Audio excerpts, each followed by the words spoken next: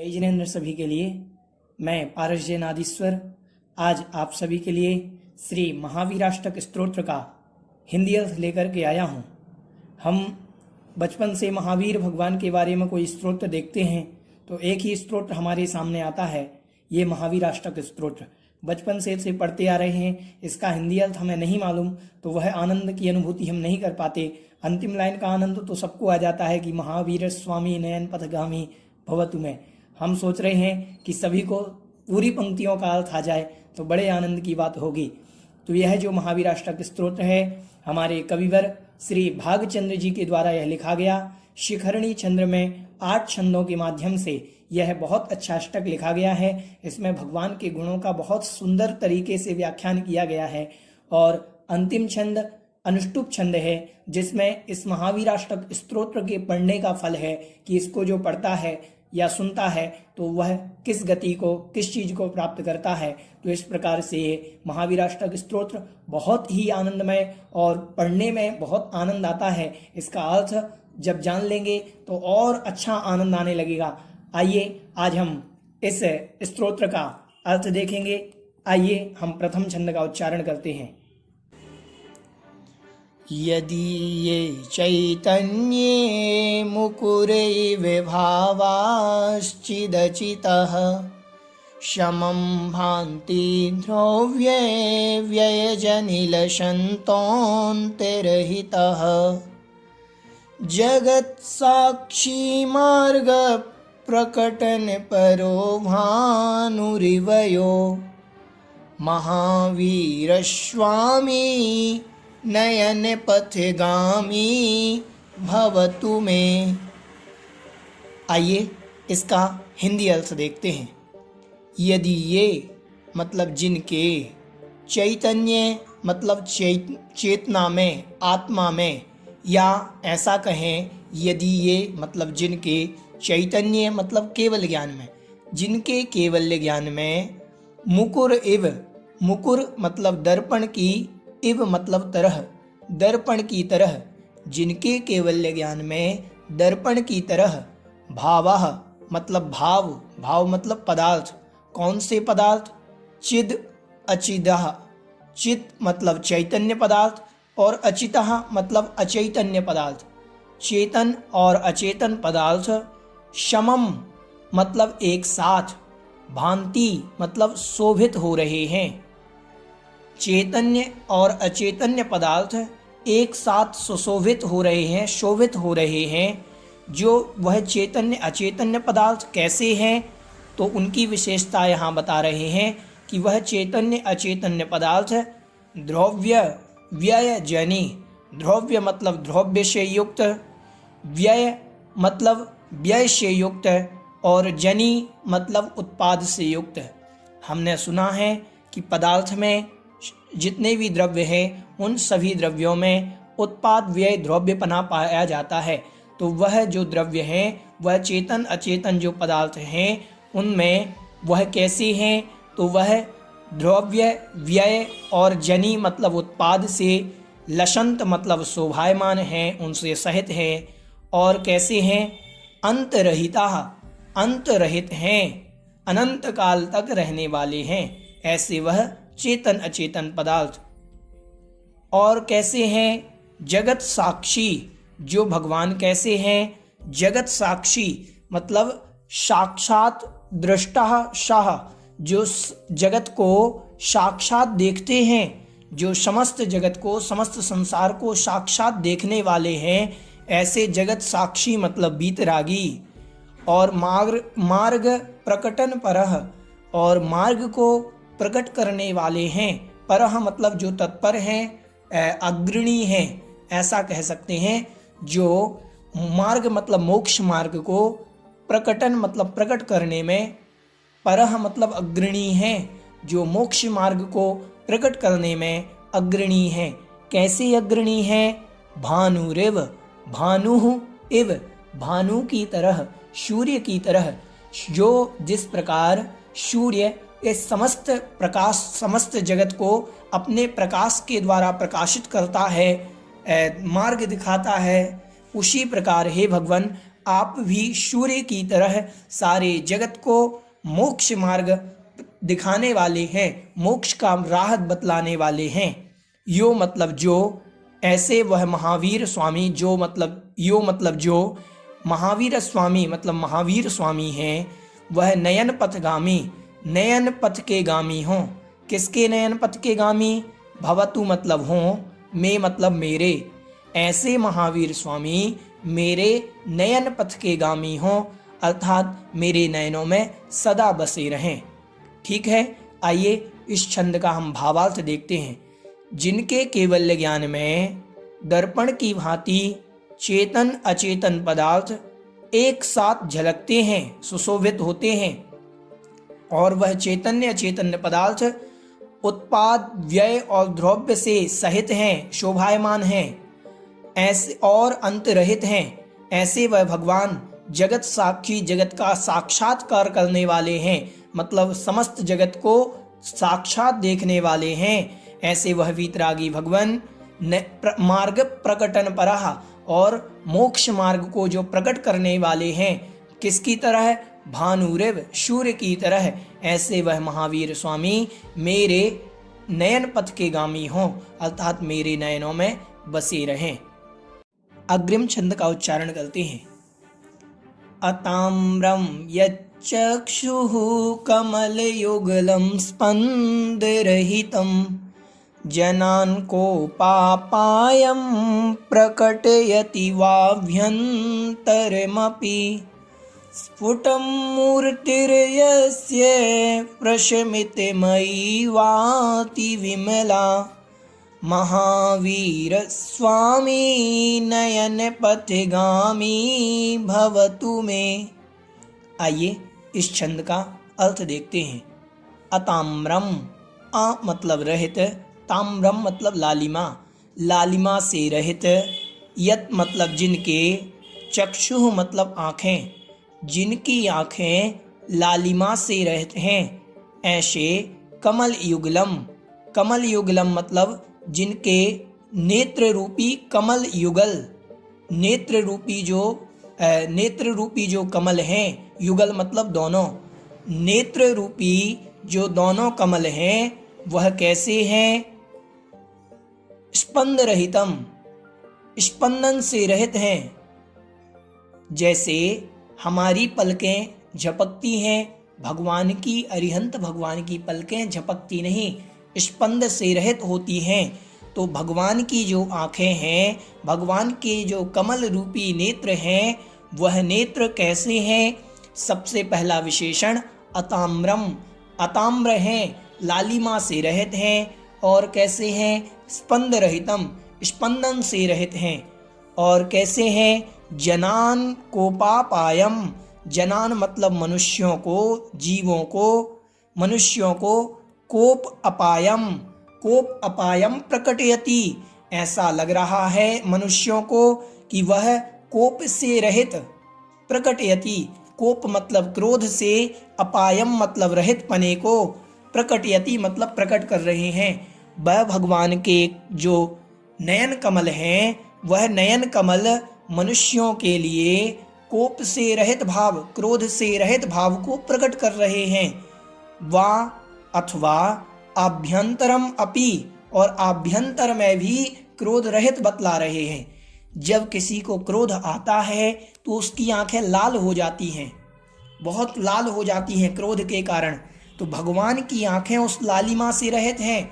तो बाह्य में तो आपका क्रोध नहीं है, क्योंकि आपकी आंखें लालिमा से रहित है, और अंतरंग में भी आपके क्रोध नहीं है, ऐसा आपकी आंखें प्रकट कर रही हैं। और स्फुटम, स्फुटम मतलब होता है स्पष्ट रूप से, मूर्ति मतलब मूर्ति या मुद्रा, यश्य मतलब जिनकी, जिनकी मूर्ति या जिनकी मुद्रा, स्फुटम मतलब स्पष्ट रूप से, प्रशमितमयी, प्रशमितमयी मतलब प्रशांत मुद्राधारी है, प्रशम कर दिया, प्रशमित मतलब समन कर दिया है जिन्होंने क्रोध को, ऐसी शांत मुद्राधारी है जिनकी मूर्ति स्पष्ट रूप से शांत मुद्रा की धारी है, प्रशमितमयी है।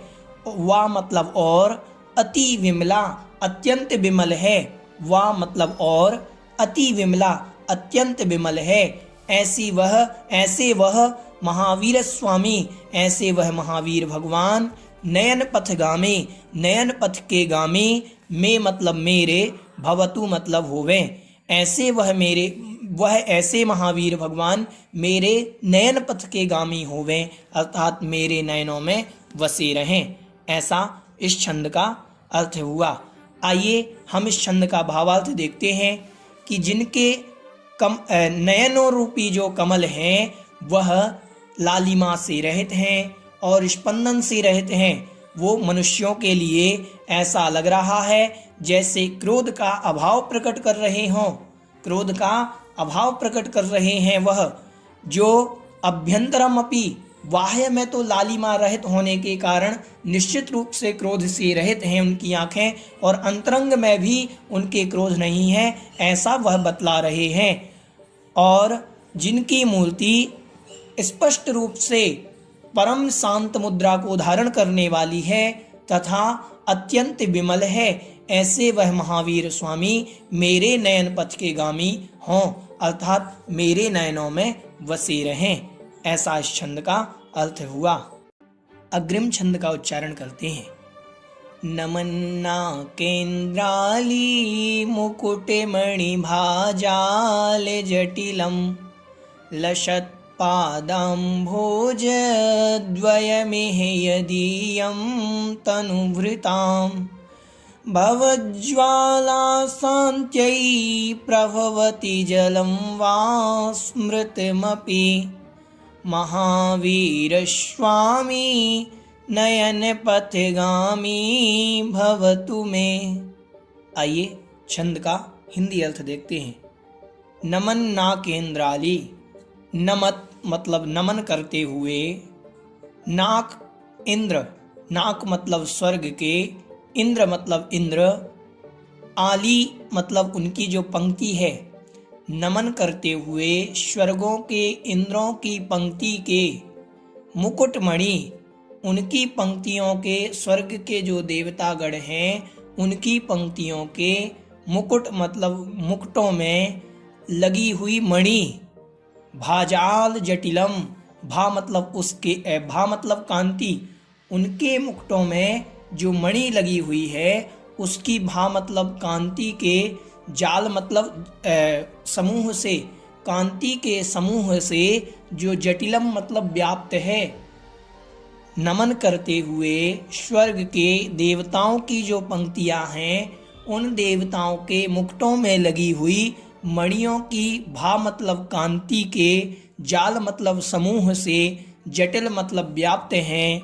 क्या? लसत पादाम्भोज, जटिल मतलब व्याप्त हो रहे हैं, लसत मतलब वह शोभायमान, पाद अम्भोज मतलब चरण कमल, जिनेंद्र भगवान के जो चरण कमल हैं, देवताओं के मुकुटों में लगी हुई जो मणियां हैं, देवताओं ने जैसे भगवान को नमस्कार किया तो उनके मुकुटों की मणियां भगवान के चरणों पर पड़ी, उनकी कांति भगवान के चरणों पर पड़ी तो भगवान के चरणों की कांति और देदीप्यमान हो गई। ऐसी वह लसत पादाम्भोज, शोभायमान वह चरण कमल, द्वयम इह, द्वयम मतलब दोनों चरण कमल, इह मतलब यहाँ पर, यदीयम मतलब जिनके, जिनके किनके, महावीर स्वामी के, उन महावीर स्वामी के जो दोनों चरण कमल हैं, वह चरण कमल स्मृतम अपि, नीचे तीसरी लाइन में दिया हुआ है, स्मृतम अपि, स्मृत किए गए हैं। इस प्रकार से जानना चाहिए, इस प्रकार से स्मरण करना चाहिए कि देवताओं की मुकुटों की मणियों की कांति से भगवान के चरण कमल शोभायमान हो रहे हैं, ऐसा स्मरण करना चाहिए।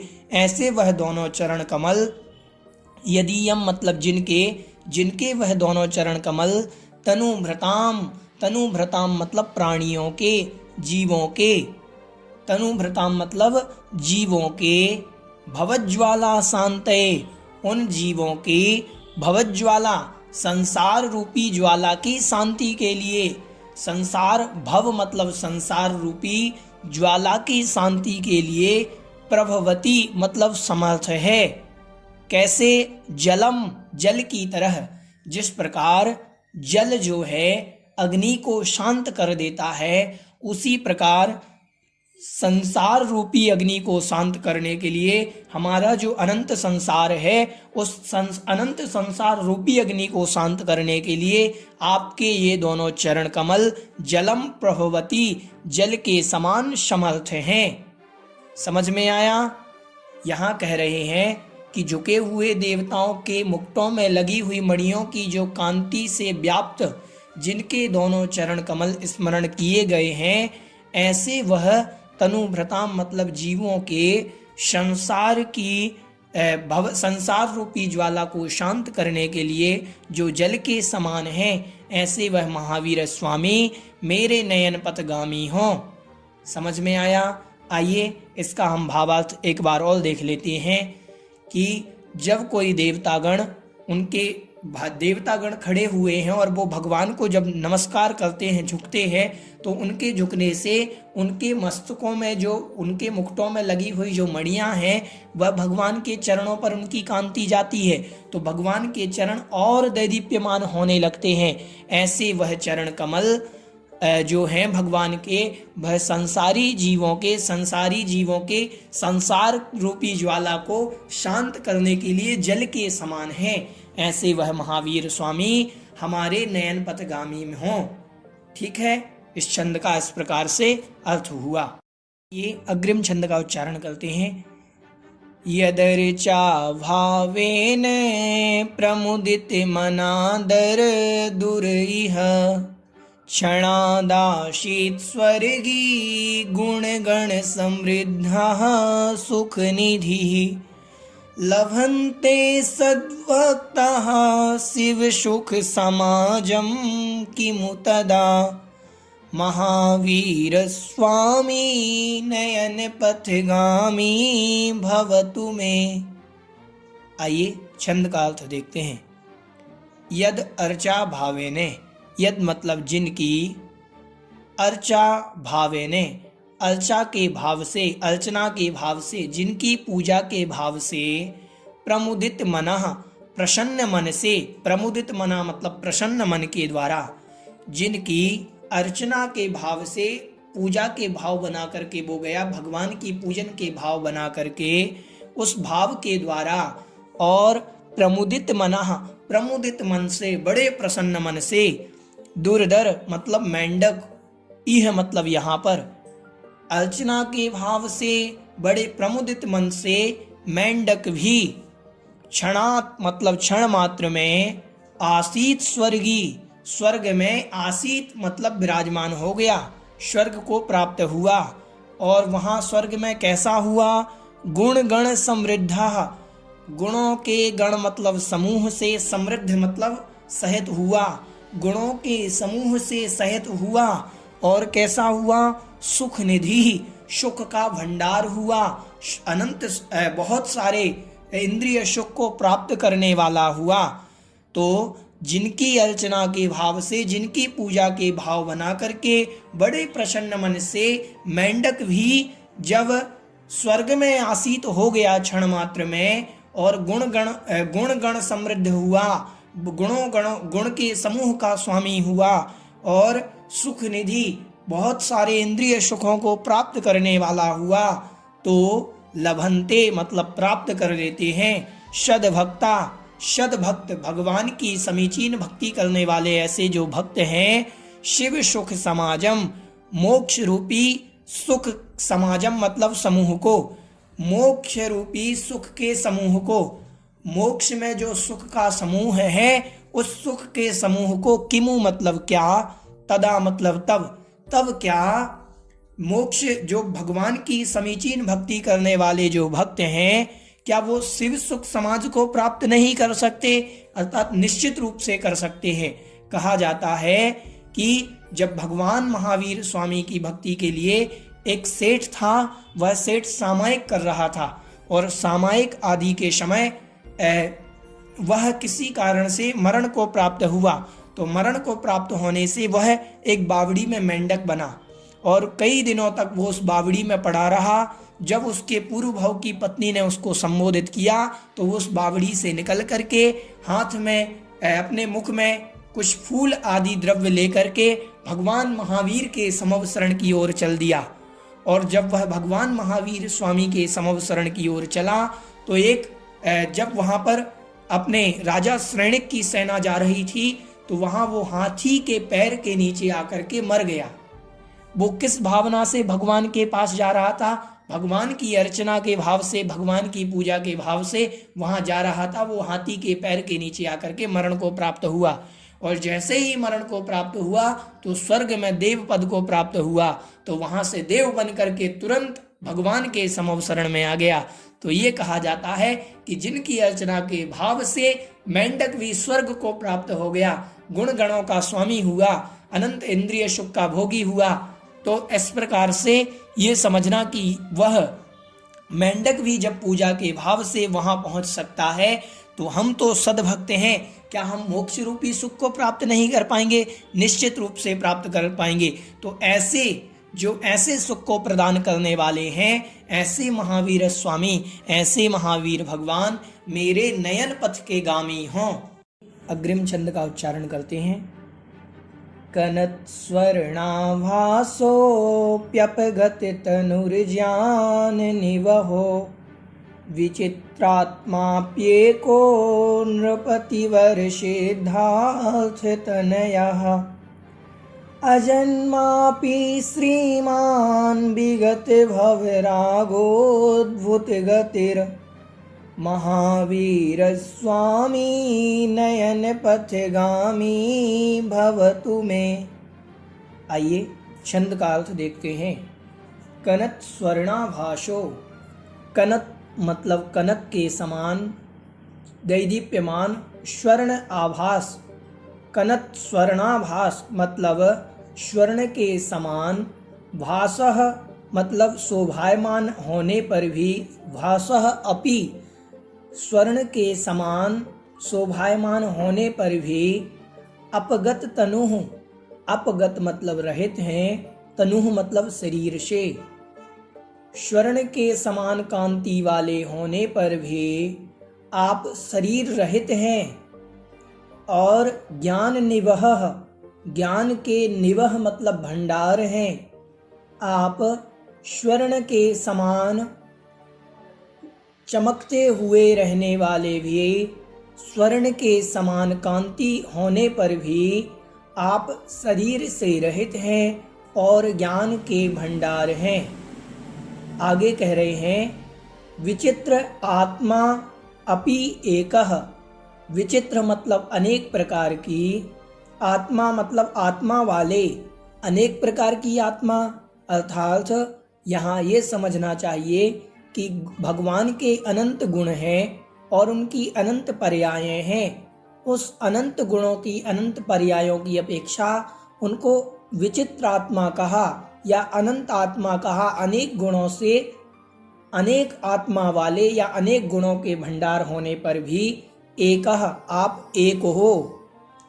नृपतिवर, नृपति मतलब राजाओं में, वर मतलब श्रेष्ठ, सिद्धार्थ तनयः, सिद्धार्थ राजाओं में जो श्रेष्ठ राजा हैं, ऐसे सिद्धार्थ के तनयः मतलब पुत्र होने पर भी, अजन्मः अजन्मे हो, अर्थात इनके पुत्र होने पर भी आप अजन्मे हो। राजा सिद्धार्थ के पुत्र होने पर भी जन्म से रहित हो, अजन्मे हो। और श्रीमान, श्रीमान मतलब श्रीमान होने पर भी, वैभवशाली होने पर भी, धन संपत्ति से सहित होने पर भी, विगत भवराग अद्भुत गति ही, विगत मतलब रहित हो, भवराग राग और द्वेष से रहित हो। आप श्रीमान होने पर भी, धन संपत्ति वैभवशाली होने पर भी राग से रहित हो।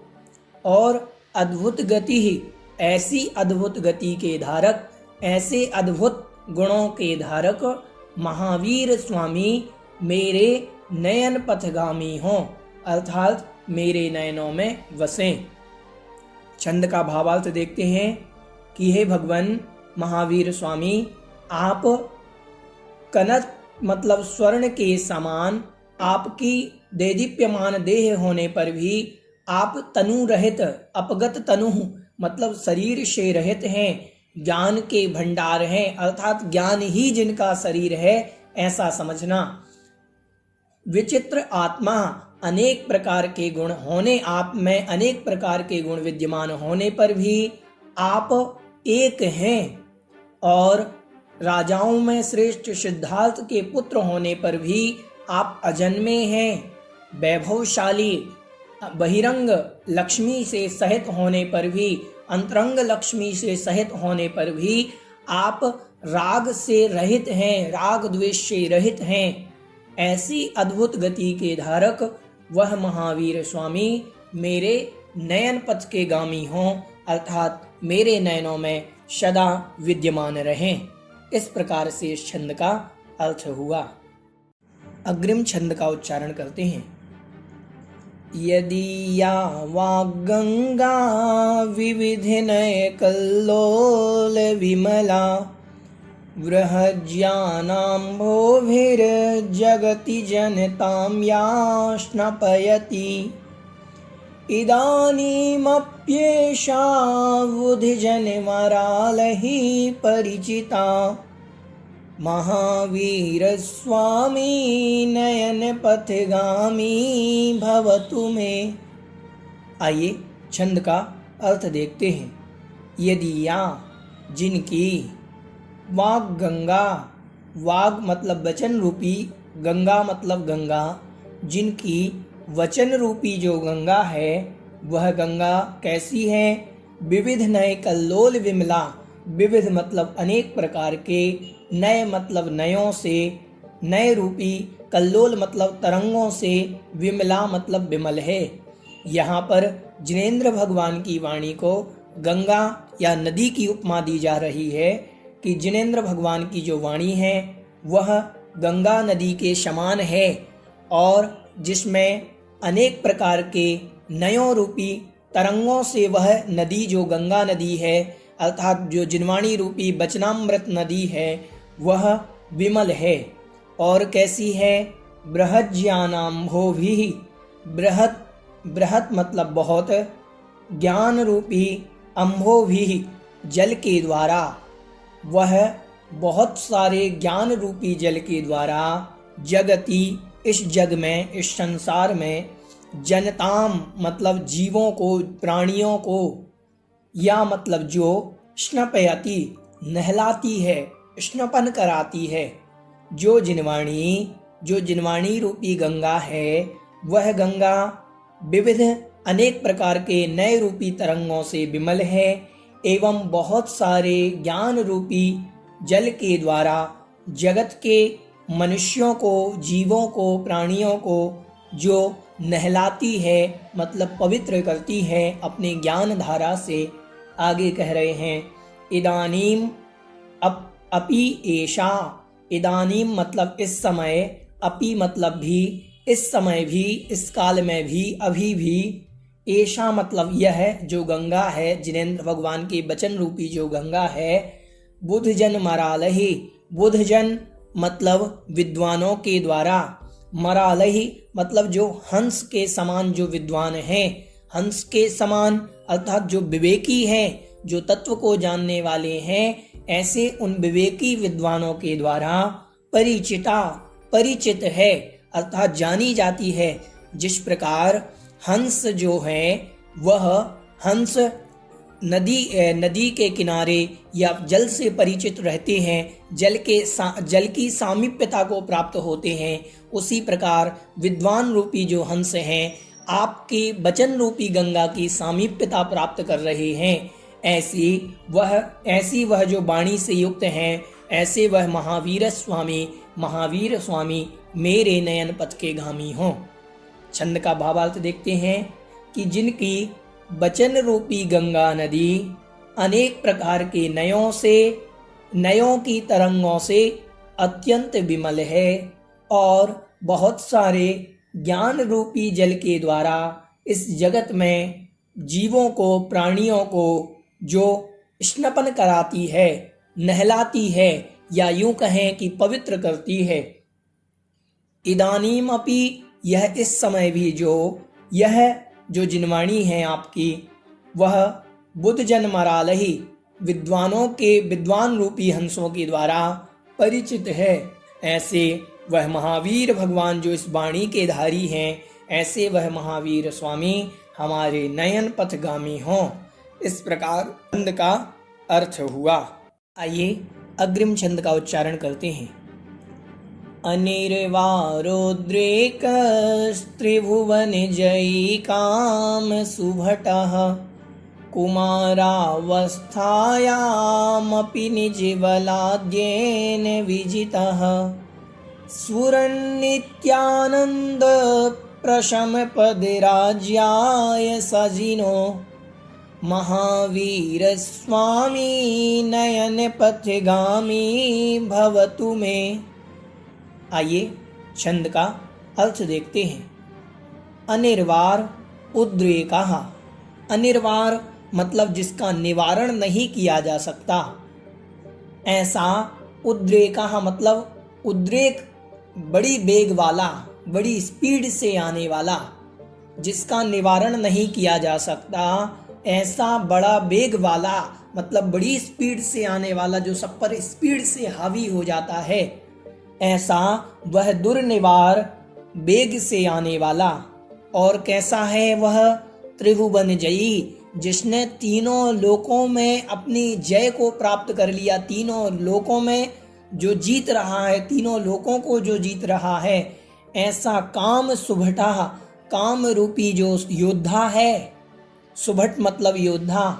काम रूपी जो योद्धा है, जो काम रूपी योद्धा अर्थात काम वासना में जो रक्त रहने वाला ऐसा योद्धा है, काम रूपी जो परिणाम है, ऐसे उस योद्धा को आपने कुमारावस्थायाम, कुमार अवस्था में ही मतलब बाल्यकाल में ही, कुमारावस्थायाम अपि बाल्यकाल में ही, निज बलाद्येन अपने पुरुषार्थ के बल पर, अपने पुरुषार्थ से, आत्म पुरुषार्थ से, विजिता मतलब जीत लिया था। इतना काम रूपी शुभट जो है, सारे तीनों लोकों में जो जय को सब जगह अपना डंका बजा रहा है, ऐसे दुर्निवार जिसको जीतना बड़ा मुश्किल है, अनिर्वारः उद्रेकः जिसको जीतना बड़ा मुश्किल है, ऐसा त्रिभुवन जयी काम रूपी योद्धा को तो आपने बाल्यकाल में ही जीत लिया था, अर्थात बचपन में ही उसे हरा दिया था। ऐसे किस लिए हराया था उन्होंने बचपन में? अर्थात काम पर विजय क्यों प्राप्त की थी, अर्थात ब्रह्मचर्य व्रत को धारण क्यों किया था? तो कह रहे स्फुरन नित्यानंद। स्फुरन मतलब दैदीप्यमान, नित्य मतलब हमेशा रहने वाला, अनंत काल तक रहने वाला। आनंद मतलब आनंद के लिए, जो प्रशम मतलब शांत है, ऐसे परम शांत रूपी आनंद के लिए। पद राज्याय, कौन से पद के लिए? उस पदराज के लिए, पदों में जो सर्वश्रेष्ठ है, पदराज है, अर्थात मोक्ष पद के लिए। शाह जिनाह, जिनने जीत लिया था बचपन में, ऐसे वह जिन अर्थात भगवान महावीर स्वामी मेरे नयन पथ के गामी हों। इस प्रकार से छंद का अर्थ हुआ। छंद का भावार्थ ये है कि हे भगवान, जो काम रूपी बेग है, काम रूपी जिसने सारे तीनों लोकों में अपनी धाक जमा करके रखी है, ऐसे उस काम रूपी सुभट को, योद्धा को आपने तो बचपन में ही जीत लिया था। कैसे जीता था? अपने बल से, आत्म बल से, आत्म पुरुषार्थ से आपने उसको जीत लिया था। क्यों जीता था? तो कहा कि हे भगवान, आपको नित्य दैदीप्यमान और आनंद स्वरूप परम शांतमय उस मोक्ष पद के लिए आपने उसको जीता था। क्योंकि मोक्ष पद के लिए जाने के लिए काम रूपी सुभट को जीतना अत्यंत आवश्यक है। ऐसे उस ब्रह्मचर्य महाव्रत के धारी उन महावीर स्वामी, वह महावीर स्वामी मेरे नयन पथ के गामी हों, अर्थात मेरे नयनों में वसे रहें। इस प्रकार से छंद का अर्थ हुआ। अग्रिम छंद का उच्चारण करते हैं। महामोहातंक प्रशमन पराकस्मिक विसग निरापेक्षो बन्धुर्विदिते महिमा मङ्गलकरः शरण्यः साधूनां भवभयवृतामुत्तमगुणो महावीर स्वामी नयन पथिगामी भवतु मे। आइए छंद का अर्थ देखते हैं।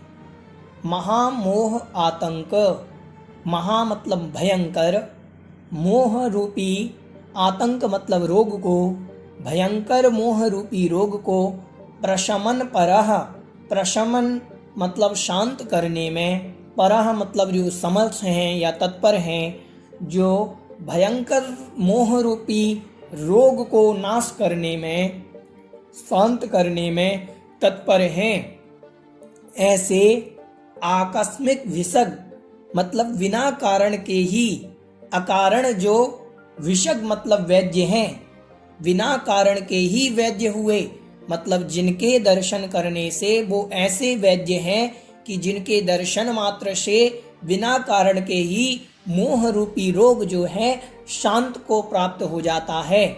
और आगे कहा निरापेक्षा, किसी से कोई अपेक्षा नहीं रखते। आप संसार के वैद्य के पास जाएंगे दवाई के लिए तो वो आपका इलाज करेंगे तो आपसे कुछ अपेक्षा रखेंगे, लेकिन ये वो वैद्य हैं कि आपका मोह रूपी रोग शांत भी कर देते हैं और निरापेक्षा, अपेक्षा भी कुछ नहीं रखते आपसे। ऐसे बंधुर्विदित महिमा, ऐसे बंधुओं के द्वारा, निरापेक्षा बंधु मतलब बिना अपेक्षा से रहित, जो बंधु मतलब मित्र हैं, जो अपेक्षा से रहित मित्र हैं, मतलब कोई अपेक्षा नहीं रखने वाले हैं। और विदित महिमा, इस प्रकार से हम इनकी महिमा को जानते हैं। विदित मतलब जानते हैं, महिमा ऐसी इनकी महिमा है, ऐसा हम सब जानते हैं। और कैसे हैं वो? मंगल करह, मंगल को करने वाले हैं, मंगल मतलब कल्याण को करने वाले हैं। आगे कहा शरण्यः, शरण स्वरूप हैं, किनके लिए? तो कहा साधूनाम, साधुओं के लिए। साधु मतलब मुनिराज भी कह सकते हैं और साधु मतलब सज्जन पुरुष भी कह सकते हैं, सज्जन पुरुषों के लिए। वह सज्जन पुरुष कैसे हैं? तो कहा भव भय भृताम, भव मतलब संसार के, भय से जो भृत मतलब भरे हुए हैं, संसार के भय से जो भरे हुए हैं, ऐसे साधुनाम मतलब सज्जनों को या साधु को, साधुओं को जो शरण्यः मतलब शरण हैं, ऐसे उत्तम गुणः, यहाँ लिखा मुत्तम गुणों, तो यहाँ से निकलेगा उत्तम गुणः मतलब ऐसे उत्तम गुण वाले महावीर स्वामी मेरे नयन पथ के गामी हों, अर्थात मेरे नयनों में वसे रहें। छंद का भावार्थ देखते हैं कि मोह रूपी, भयंकर मोह रूपी आतंक को मतलब रोग को शांत करने के लिए जो तत्पर हैं, ऐसे बिना कारण वैद्य, जो अपेक्षा से रहित बंधु हैं और जिनकी महिमा को सभी जानते हैं, ऐसे मंगलकारी जो शरण हैं, किनके लिए? सज्जन पुरुषों के लिए या साधु जनों के लिए। कि जो कैसे हैं साधु जन या वो सज्जन पुरुष कैसे हैं? तो उनके लिए शरण है जो संसार के भय से भरे हुए हैं, संसार से भयभीत हैं, संसार से डर लगता है कि मुझे संसार में नहीं भटकना। ऐसे संसार से भयभीत सज्जनों के लिए, साधुओं के लिए जो शरण्य मतलब शरण हैं, ऐसे उत्तम गुण वाले महावीर स्वामी मेरे नयन पथ के गामी हों। इस प्रकार से इस छंद का अर्थ हुआ। अग्रिम छंद अनुष्टुप छंद है। इसमें अंतिम श्लोक के माध्यम से यहाँ पर कविवर अपने इस महावीराष्टक स्तोत्र की महिमा को प्रकट कर रहे हैं कि ये महावीराष्टक स्तोत्र कैसा है। तो कह रहे हैं महावीराष्टकं स्तोत्रं भक्त्या भागेन्दुना कृतं यः पठे शृणुयात् चापि शायाति परमां गतिम्। आइए छंद का अर्थ देखते हैं। महावीराष्टकम स्तोत्रम। यह जो महावीराष्टक स्तोत्र है, भक्त्या मतलब भक्ति पूर्वक, भागेंदुना, भाग इंदु, इंदु मतलब चंद्रमा, तो भाग चंद्र, दो शब्द मिलकर के भाग चंद्र मतलब कविवर का नाम है, ये जिन्होंने ये लिखा उनका नाम है भागचंद्र, इनके द्वारा कृतम मतलब किया गया। यह महावीराष्टक स्तोत्र बड़े भक्ति पूर्वक भागचंद्र जी के द्वारा किया गया। यह मतलब जो इस स्तोत्र को पठेत मतलब पढ़ता है, श्रुणुयात च और सुनता भी है, सा मतलब वह, याति मतलब प्राप्त करता है, परमाम गतिम परम गति को अर्थात मोक्ष पद को वह प्राप्त करता है। इस प्रकार से यह महावीराष्टक का अर्थ हुआ। बोलिए जगत कल्याणी द्वादशांग जिनवाणी माता की जय, महावीर भगवान की जय।